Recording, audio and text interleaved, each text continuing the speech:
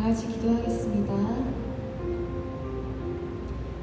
오늘 또 우리가 이렇게 모여서 주님을 찬양하고 예배하게 해주심을 감사드립니다. 우리 온 마음과 정성을 다해 주님을 찬양하게 하옵시고 오늘 예배 가운데 주님을 더 깊이 알게 하옵소서. 예수 그리스도의 이름으로 기도드립니다. 아멘. 네, 오늘은 저희가 세상 모든 풍파너를 흔들어를 찬양하겠습니다. 다 같이 박수 치면서 찬양하겠습니다.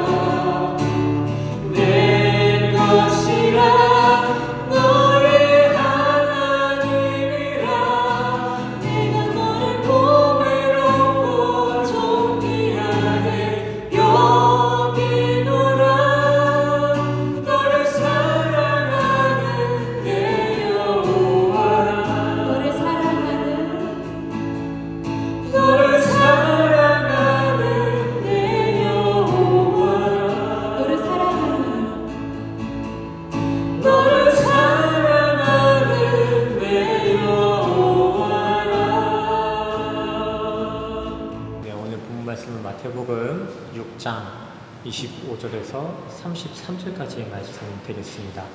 그러므로 내가 너희에게 이르노니 목숨을 위하여 무엇을 먹을까 무엇을 마실까 몸을 위하여 무엇을 입을까 염려하지 말라. 목숨이 음식보다 중하지 아니하며 몸이 의복보다 중하지 아니하냐. 공중의 새를 보라. 심지도 않고 거두지도 않고 창고에 모아 들이지도 아니하되 너희 하늘 아버지께서 기르시나니 너희는 이것들보다 귀하지 아니하냐. 너희 중에 누가 염려함으로 그 키를 한 자라도 더할 수 있겠느냐. 또 너희가 어찌 의복을 위하여 염려하느냐. 들의 백합화가 어떻게 자라는가 생각하여 보라. 수고도 아니하고 길쌈도 아니하느니라. 그러나 내가 너희에게 말하노니 솔로몬의 모든 영광으로도 입은 것이 이 꽃 하나만 같이 꽃하였느니라. 오늘 있다가 내일 아궁 위에 던져지는 들풀도 하나님이 이렇게 입히시거든. 하물며 너희일까 보냐. 믿음이 작은 자들아. 그러므로 염려하며 이르기를 무엇을 먹을까 무엇을 마실까 무엇을 입을까 하지 말라. 이는 다 이방인들이 구하는 것이라. 너희 하늘 아버지께서 이 모든 것이 너희에게 있어야 할 줄을 아시느니라. 그런즉 너희는 먼저 그의 나라와 그의 의를 구하라. 그리하면 이 모든 것을 너희에게 더하시리라. 아멘. 할렐루야. 본문이 길어서 그런가 벌써 설교 한 편은 다 한 것 같네요. 우리 옆 사람과 인사하고 시작할까요? 한 주간 잘 지내셨습니까? 어디 아프신 일 없으세요? 샬롬. 네. 요즘은 오랜만에 만나는 사람과의 그 관계뿐만이 아니라 이렇게 매주 만나는 아니면 하루 걸러 이틀 걸러 만나는 이러한 관계 가운데서도 서로의 안위를 확인하고 걱정해야만 하는 시대적 흐름이 나타나고 있습니다. 이전에는 보통의 미래에는 어떤 변화가 기다리고 있을까라는 막연한 기대나 대비책들을 많이들 고민하고 기대하셨는데 요즘은 먼 훗날에 대한 그러한 비책이나 기대보단 그저 앞날에 대한 잔잔한 염려 가운데 살아가는 것 같습니다. 최근 보고되어진 통계 수치에서도 현대인들의 미래에 대한 막연한 두려움과 불안감의 비율이 점점 증가하고 있다고 발표되었습니다. 통계상으로 보면은 현대인들 10명 중 8명이 그 80%가 미래에 대한 여러 걱정과 근심으로 잠을 편히 이루지 못한다고 해요. 그러나 성경은 변함없이 시종일관 이러한 불안과 불확신의 시대를 살아가는 현대인들에게 불안해하지 말라, 염려하지 말라는 끝없는 위로와 확신의 메시지를 전해줍니다. 성도님들은 불안해하지 말라라는 이 성경의 짧은 격려 메시지가 삶의 직접적인 위로가 되시나요? 정말 힘들다가도 이 말씀 한 구절만 보면 마음 가운데 막 안정이 오고 안도가 되세요? 쉽지 않은 일이라고 생각합니다. 물론 말씀 한 구절만으로도 우리는 충분히 위로와 회복이 일어날 수 있겠지만 세상을 살아가는 많은 이들은 성경의 이러한 격려 한 구절만으로는 우리가 짊어지고 있는 이 염려의 명예를 내려놓기에는 택도 없다고 푸념합니다. 오죽하면 예수님의 공생의 사역 가운데 끝까지 옆에서 동행했던 제자들 또한 한동안은 이러한 세상에 대한 염려와 걱정을 온전히 내려놓지 못했습니다. 단지 종교인이라고 해서 모두가 다 기계적으로 당연하게 걱정과 근심에서 벗어날 수 있다는 것이 아니라는 것입니다.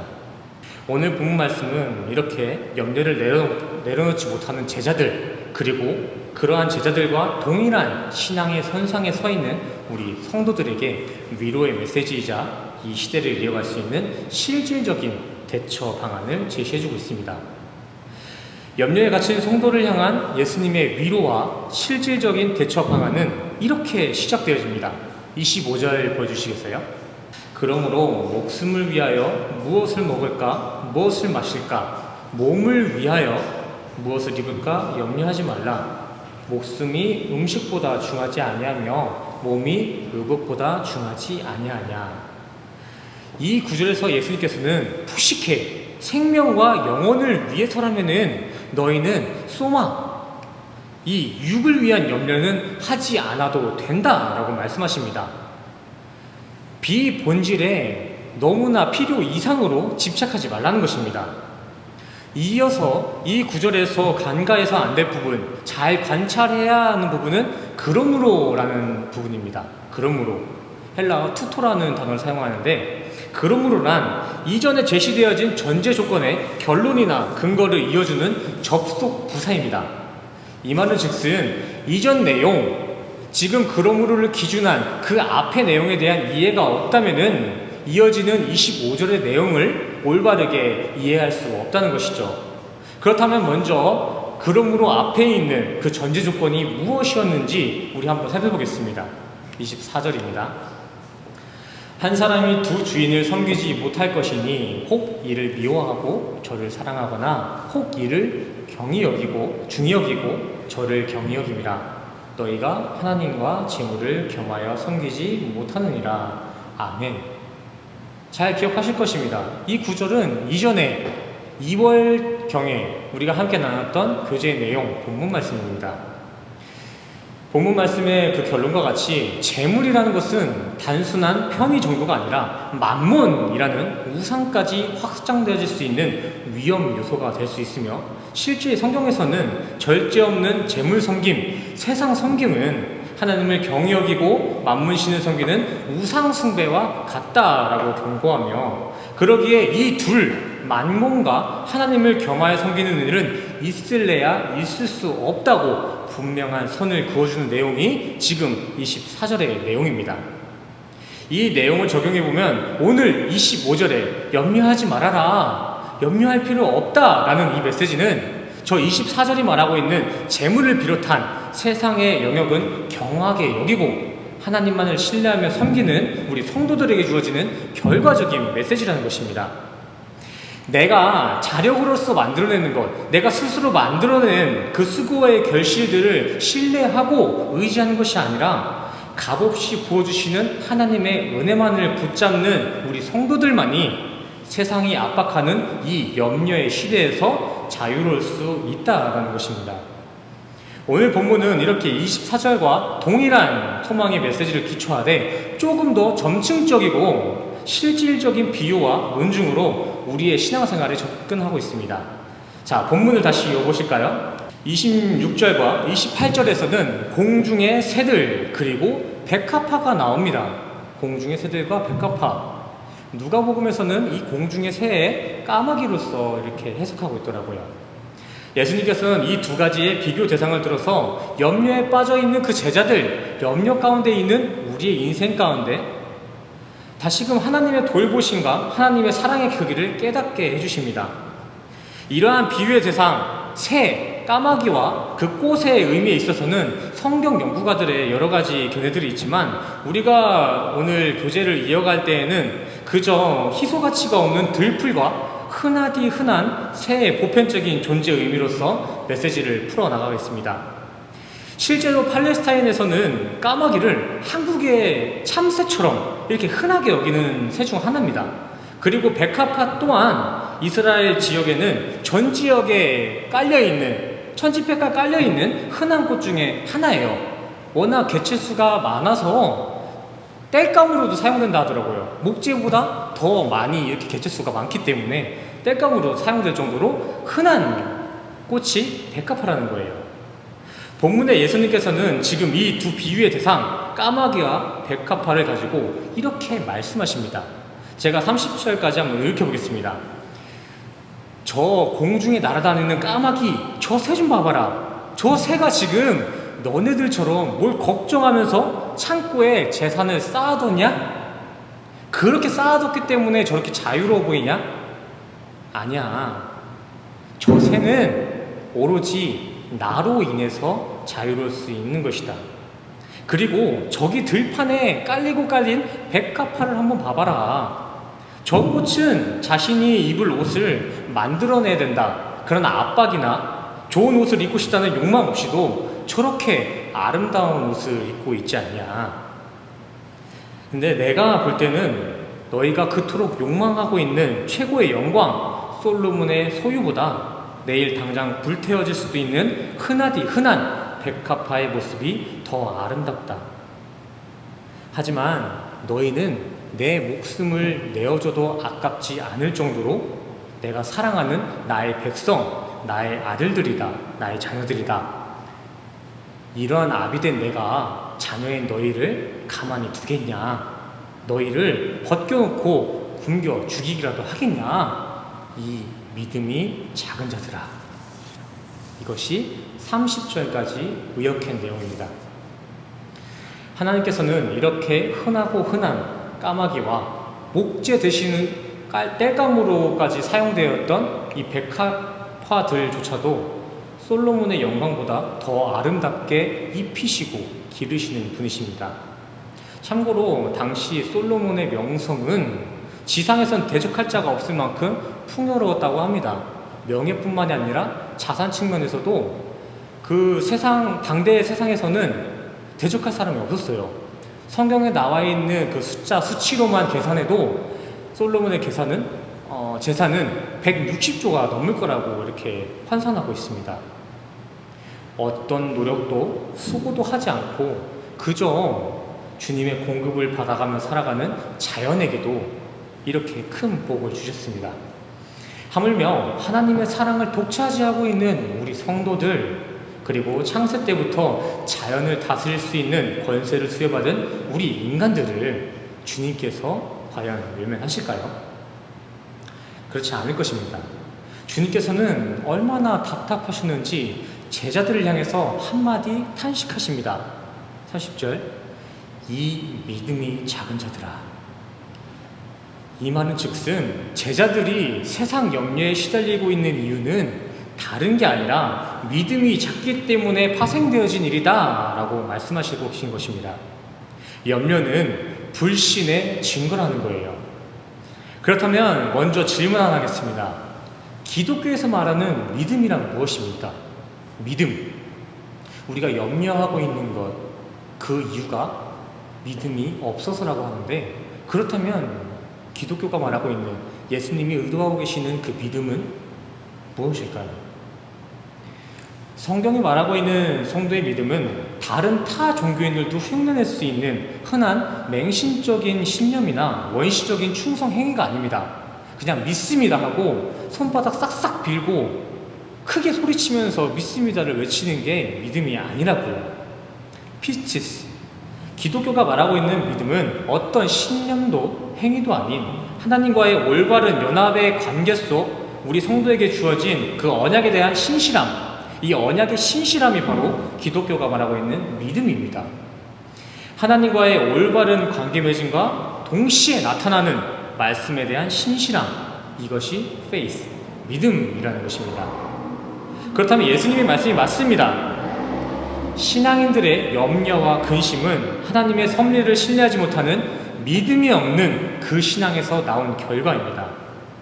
마찬가지로 실제 우리가 가지고 있는 우리의 그 염려 또한도 30절의 말씀과 같이 우리의 믿음이 적기 때문에, 진짜 믿음이라는 하나님과의 관계가 소홀해졌기 때문에 나타나는 불신의 모습들입니다. 이해를 위해서 이와 비슷한 사례인 마태복음 14장 한번 보시겠습니다. 마태복음 14장에서는 베드로가 예수님의 음성을 듣고 물 위를 걷는 도중에 중간에 빠져버리는 이런 사건이에요. 근데 물 위를 걷고 있던 그 베드로가 왜 물에 빠지게 되었을까요? 중간에 빠졌어요. 걷자마자 빠진 게 아니라. 안심하라는 예수님의 말씀보다 세상이 들이닥치는 그 풍랑에 마음을 빼앗겼을 때, 그때 베드로는 물에 빠져버렸습니다. 이때에도 예수님께서는 물에 빠진 베드로를 구해내시면서 이 믿음이 작은 자야 왜 의심하냐 라고 말씀하셨습니다. 이는 염려와 마찬가지로 네가 물에 빠진 이유 또한 믿음이 작아서 나타낸 일들이다 라고 말씀하고 계시는 것입니다. 우리의 신앙생활 또한 마찬가지입니다. 우리의 신앙생활 가운데 열심히 있을지라도 그 안에 하나님과의 관계적 신실한 그 믿음이 충만하지 못한다면 우리는 염려와 근심에서 해방될 수가 없습니다. 열심히 교회를 출석하고 자신의 필요에 따라서 헌신과 봉사를 한다 할지라도 하나님과의 관계, 그 믿음의 충만함이 없다면은 매일 물에 빠지는 것만 같은 불안정하고 불신의 인생을 살 수밖에 없습니다. 혹시 세상의 형편이 조금 나아지면은 내가 가지고 있는 재산보다 2배만 불어난다면, 우리의 가족이 좀 더 건강해진다면 이러한 염려의 고리를 끊어낼 수 있겠다라는 기대를 갖고 계신 분 계신가요? 그럴듯합니다. 인간의 이성과 합리적으로는 그럴듯한 방법입니다. 하지만 믿음이 없이는 어떠한 것도 이 염려의 고리를 끊어낼 수가 없습니다. 우리 신앙인들은 이러한 미래에 대한 연약함에 조금 더 자신의 고집을 내려놓아야 할 필요가 있습니다. 염려라는 것은 하나님께서는 내 인생을 책임져 주지 않으니까 내가 스스로 강해져야 된다, 내가 어떻게 한번 해보겠다는 그 교만에서 파생되어진 죄의 결과입니다. 따갑게 들릴 거예요. 인정하고 싶지도 않을 수도 있습니다. 어떻게 염려 없이 살아갈 수 있냐고 내적인 분열이 일어날 수도 있어요. 하지만 분명한 것은 이 염려라는 건 믿음이 작은 신앙인들의 민낯입니다. 우리가 가리고 있을 뿐이지 이거는 우리의 민낯이에요. 여기에 어떻게 인간이 세상 염려 없이 살아갈 수 있겠냐 계속해서 물어보실 수도 있어요. 하지만 하나님께서 모든 시간과 공간 그리고 질서와 균형들을 창조하신 분이시며, 그러한 분이 우리를 누구보다 사랑하신다는 성경 말씀을 정말 올바른 믿음으로 신뢰하는 신실한 자들은 미래에 대한 걱정이나 지금 우리에게 주어진 삶에 대한 염려가 계속해서 머물러 있을 수가 없습니다. 물론 이러한 염려의 시작은 창세 때 그 선악과 영향으로부터 비롯되어진 형태이지만, 어쨌든 결국은 지금 현재 우리가 신앙인으로서 말씀보다 세상의 기준에 기울어짐으로 나타나는 죄의 모습입니다. 이게 염려라고요. 염려는 단순한 무기력함이 아니라, 또한 감정이 아니라, 내가 내 인생의 주체가 되어서 내 미래의 안위를 내가 한번 좀 안정시켜 보겠다는 그 교만과 불신에서 나타나는 모습들입니다. 이러한 우리의 연약한 믿음에 예수님께서는 이렇게 말씀하십니다. 33절, 먼저 하나님의 의, 올바른 관계에 마음을 다하고 그의 나라, 영생을 구하라. 9절 제일 앞에 나오는 먼저라는 단어는 지난 시간 우리 함께 배웠던 그 첫사랑의 첫, 프로토스에서 유래된 프로톤이라는 단어로서 같은 의미, 최상, 중요한 이라는 의미를 가진 단어입니다. 즉 주님은 지금 자신과의 관계를 가장 중요시 여겨라, 영생을 네 인생의 최상의 기준에 두어라 라고 말씀하고 계시는 거예요. 물론 육을 입고 보이는 이 세상에서 살아가는 동안에 보이지 않는 것들, 그 영적인 것들을 가장 최우선시하고 중요시한다는 건 절대 쉬운 일이 아닙니다. 쉽게 얘기하자면은 당장에 세상에 펼쳐지고 있는 많은 일들을 뒤로 하고 이 신앙생활을 먼저 앞세우는 것은 쉬운 일이 아니라고요. 하지만 푸시케 우리의 생명, 그 영혼을 위해서라면 우리 성도는 아무리 세상의 압박, 그 거친 풍랑이 다가와도 하나님과의 올바른 관계, 의의 믿음을 수호해 내셔야 합니다. 너무 비현실적인 이야기로만 들릴 수 있지만, 근데 어떻게 해요? 지금 하나님의 말씀인 이 성경이 지금 이렇게 이야기하고 있습니다. 먼저 의를 구하라. 의를 너의 인생의 최고의 가치에 두어라. 주님도 우리가 힘든 거, 우리가 지금 겪고 있는 어려움들 모두 다 알고 계십니다. 그러기에 하나님께서는 이러한 우리의 연약함을 아시고 33절을 통해 정말 이 의의 믿음을 잘 품어내기만 한다면 우리가 필요로 하는 것들을 더하시리라, 덧붙여 줄 것이다 라고 약속해주고 계십니다. 우리가 하나님이 의도하는 바 그 의도를 잘 지켜낸다면 하나님과의 관계, 올바른 의의 관계, 믿음의 관계를 잘 지켜낸다면 우리가 필요로 하는 거 하나님은 더 잘 알고 있으니까 그거를 채워주실 거라 더해 주실 거다라고 말씀하시는 것입니다. 우리 신앙에는 이러한 주님의 위로가 있기 때문에 끝까지 이겨내야 하며 이겨낼 수 있는 거예요. 근데 오해가 없었으면 좋겠어요. 오늘 저희가 함께 나누고 있는 이 메시지의 의도는 믿기만 한다면 우리가 지금 가지고 있는 재정의 문제들, 가정의 건강과 같은 모든 세속적인 일들이 잘 풀릴 거다라는 기복주의적인 메시지는 아닙니다. 오히려 진짜 믿음의 사람들, 하나님과의 연합을 이룬 사람들은 더 달콤한 유혹이 계속해서 다가올 것이고, 때로는 더 쓰라리고 아픈 고난과 아픔들이 찾아올 것입니다.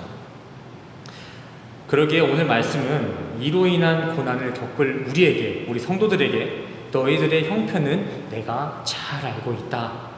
세상을 무시하고 영성만으로 살라는 게 아니라 신앙의 본질을 놓치지 말아라. 믿음의 본질을 놓칠 때에는 우리에게는 염려밖에 나타날 수 없으니까 너가 세상 것을 구하기 전에 믿음의 본질을 잘 붙들고 있어라. 그래야지 너네가 이겨낼 수 있다라는 격려의 메시지입니다.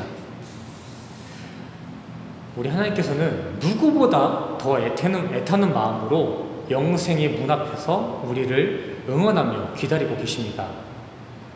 우리가 현재 이 땅에서는 너덜너덜한 형편에 있을 수 있지만 우리가 장차 마주해야 할 그날에는 주님이 준비하신 그 부족함 없는 평안이 우리를 기다리고 있다는 것입니다. 우리 성도에게만 주어지는 소망의 메시지예요. 정말 다행이지 않습니까? 그러기에 우리 신앙인들에게는 수많은 어려움과 불안감 속에서도 염려보다는 소망과 기쁨이 넘쳐날 수 있다는 것입니다.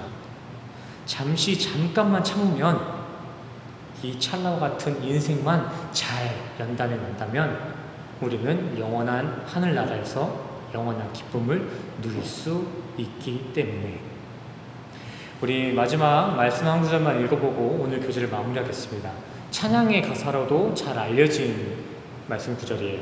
하박국 3장 17절에서 18절입니다. 비록 무화과 나무가 무성하지 못하며 포도나무에 열매가 없으며 감람나무에 소출이 없으며 밭에 먹을 것이 없으며 우리의 양이 없으며 외양간에 소가 없을지라도 나는 여호와를 말미암아 즐거워하며 나의 구원의 하나님을 말미암아 기뻐하리로다. 아멘. 우리 성도님들 또한 이러한 하박국의 고백과 같이 비록 나의 인생의 모습이 풍요롭지 못하고 열매가 맺히지 못하더라도 오직 주님만이 우리의 구원 되시며 그러한 주님께서 우리를 친히 돌보시고 응원하고 있다는 그 위로와 소망만을 바라보고 기억하시면서 세상에서 닥쳐오는 환난과 염려 가운데서도 기쁨과 소망으로 승리하는 삶을 살아가시는 우리 모든 새생명교회 성도님 되시기를 간절히 소원합니다. 많이 힘드시고 언제까지 이러한 상황이 이어갈지는 모르겠지만 앞으로 더 많이 어려질 수도 있어요. 근데 그럴수록 하나님께서는 우리를 더 많이 챙기시고 응원할 줄 믿습니다. 이 소망 가지고 한 주 한 주 매일매일을 살아가시는 우리 모두가 되시기를 간절히 소망합니다. 오늘 우리에게 주신 이러한 감동과 한 주 동안 가지고 있었던 기도의 정을 가지고 찬양과 기도하는 시간 갖겠습니다. 먼저 아무것도 염려하지 말라라는 찬양을 하시고 기도하는 시간 갖겠습니다. 찬양하시겠습니다. 아무것도 두려워 말라. 주 나의 하나님이 지켜주시네. 놀라지 마라. 겁내지 마라. 주님 나를 지켜주시네. 우리 믿음으로 다시 한번 고백합시다. 아무것도 두려워하지 말라. 아무것도 두려워 말라. 주 나의 하나님이 지켜주시네. 아멘. 놀라지 마라. 겁내지 마라.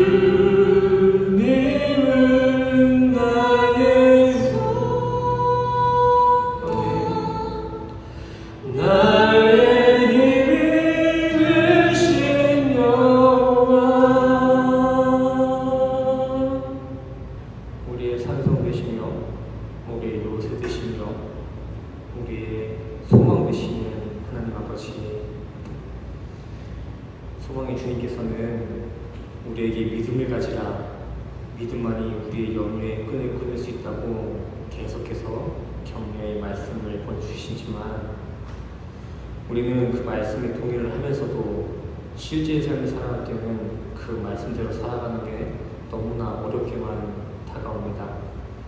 그러나 주님, 우리 가운데 포기하지 않는 인내를 더하셔서 이러한 삶을 이어가는 것이 어렵다고 포기하는 것이 아니라 분명한 하나님 나라에 대한 약속을 더 기억나게 하셔서 계속하여 그 하나님 나라에 대한 약속, 그 소망만을 붙잡고 선한 싸움을 싸워나갈 수 있도록 주님 도우시고 인도하여 주시옵소서. 더하여 이 시간 가운데 각자의 가지고 있는 감동을 가지고 주님 앞에 제물로서 봉헌하며 나아갑니다. 드리는 금액의 크기를 떠나서 드리고자 하는 이들의 그 마음의 중심을 보시고 기뻐 받아주시옵소서. 한 주간을 다시 살아갈 때 계속해서 세상이 주는 시험과 풍랑들이 있겠지만 그 풍랑에 쓰러지지 않고 온전히 주께서 주시는 믿음의 기준을 붙잡으며 당당히 승리하며 이긴 자의 삶을 살 수 있도록 주님 도우시고 인도하여 주시옵소서. 모든 것 감사드리며 예수 그리스도의 이름으로 기도드렸습니다. 축도하시겠습니다. 지금 우리 주 예수 그리스도의 은혜와 십자가에서 보이신 주님의 사랑과 인내하심이 지금 이 자리에 모이신 모든 성도님들의 머리머리 위에 지금으로부터 영원까지 함께 하시기를 간절히 축원하옵나이다.